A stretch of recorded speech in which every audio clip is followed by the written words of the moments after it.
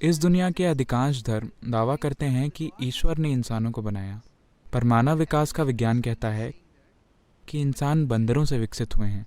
मुझे किसमें विश्वास करना चाहिए? आप किसके करीब महसूस करते हैं? इंसान होने के कारण मुझे लगता है कि मैं इंसानों से विकसित हुआ हूँ। अगर आप रिवर्स गियर में हैं, तो आपको पहला चुनना चाहिए। धर्मगुरुओं की बात कि आपको ईश्वर ने बनाया है और आप उस दिशा में जा रहे हैं, तो बंदर की दिशा में ना जाएं, ईश्वर के पास वापस जाएं।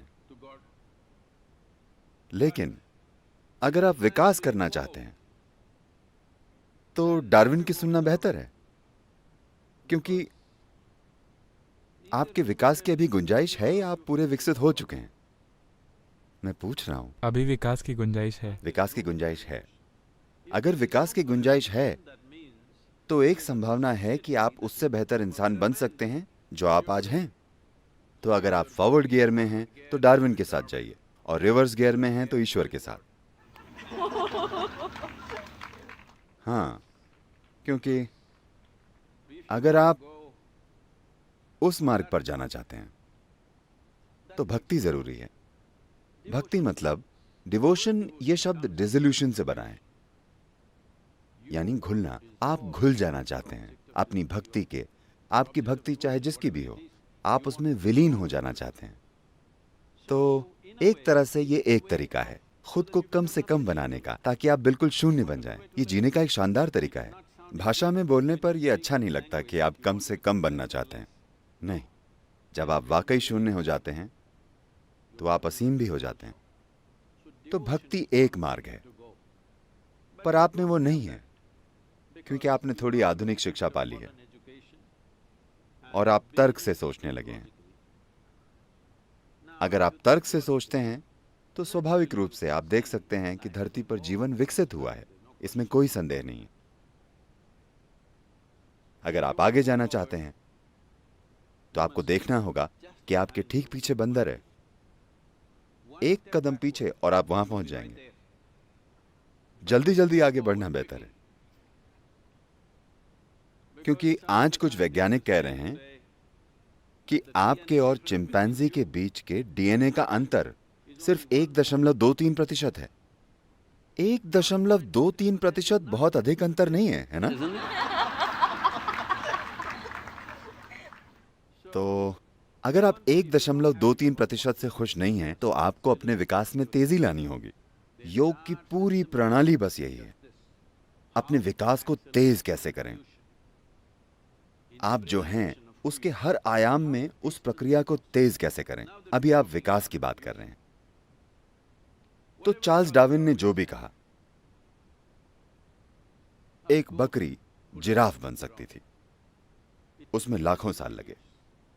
एक सुअर हाथी बन सकता था, और उसमें कई लाख साल लगे। और एक बंदर आदमी बन गया, जो इतनी तेजी से हुआ कि मानव वैज्ञानिकों का कहना है कि बीच में कहीं कोई कड़ी छूटी हुई है। यह बहुत तेजी से हुआ। तो अगर विकास हुआ है, जब आप बंदर थे, आपने इच्छा नहीं की कि मैं इंसान बनना चाहता हूं। आप में ऐसी कोई इच्छा नहीं थी। प्रकृति ने बस आपको आगे धकेला। यह बस जीवन की लालसा है, यह कोई चेतन चीज नहीं है। बस जीवन की लालसा है बेहतर होना। एक अमीबा से यहां तक कल्पना कीजिए कि कितना काम हुआ है। अविश्वसनीय है ना? जितना भी समय लगा हो, एक कोशिका वाले जीव से एक इंसान में बदलने में कितना जबरदस्त काम हुआ है। पर अब आप ऐसे रूप में पहुंच गए हैं जहां आपका विकास सिर्फ चेतनता में हो सकता है। 15,000 साल से ज्यादा समय पहले आदियोगी ने कहा था, जब उनके 7 ऋषियों ने पूछा, उनके 7 ऋषियों ने उनसे यह प्रश्न पूछा, जीवन कैसे घटित हुआ? आपने 9 अवतारों के बारे में सुना है? वे क्या हैं? ये काफी कुछ चार्ल्स डार्विन के शब्दों की तरह है। पहला है मछली, मत्स्य अवतार। अगला है जल स्थलचर, कछुआ। फिर वे बाकी सभी छोटे रूपों को छोड़कर स्तनपाई पर आते हैं। पहला स्तनपाई जिसकी हम बात करते हैं, वो है वराह या सुअर। सुअर को मारना सबसे मुश्किल होता है क्योंकि वो अपने शरीर से बहुत जुड़ा होता है। आज भी अगर आप बुरा बर्ताव करेंगे तो लड़कियां कहेंगी ये सुअर जैसा है, हाँ या ना? तो जो चीज बहुत असभ्य है आप उसे सुअर जैसा कहते हैं। तो पहला पशु स्तनपाई सुअर है। उसके बाद नरसिंह। नरसिंह का अर्थ है आधा इंसान आधा पशु। अगले हैं वामन यानी बौना इंसान। अगले हैं परशुराम जो एक पूर्ण विकसित इंसान है मगर विस्फोटक और बेकाबू अस्थिर। अगले हैं राम, एक शांतिपूर्ण इंसान। अगले हैं कृष्ण, एक प्रेमपूर्ण उल्लासपूर्ण इंसान। अगले हैं बुद्ध जो ध्यान करने वाले इंसान थे। अगला एक रहस्यपूर्ण इंसान होना है।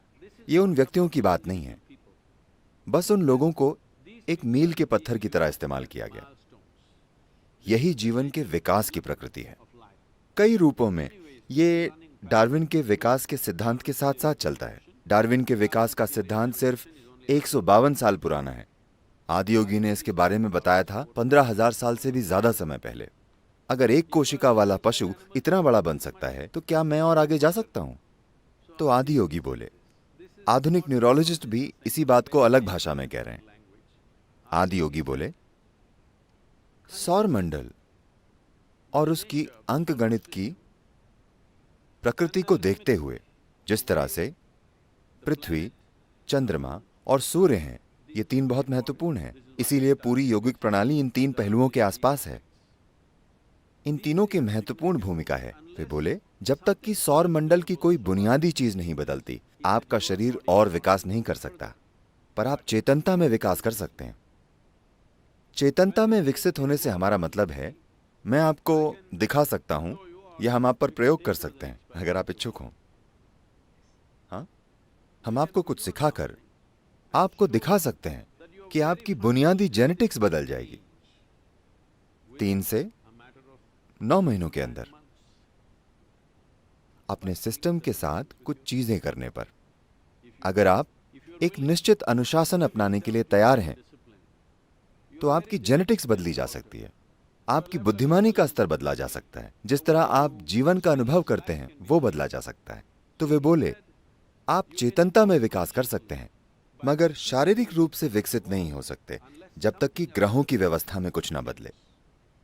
आधुनिक न्यूरोलॉजिस्ट ऐसा ही कुछ कह रहे हैं।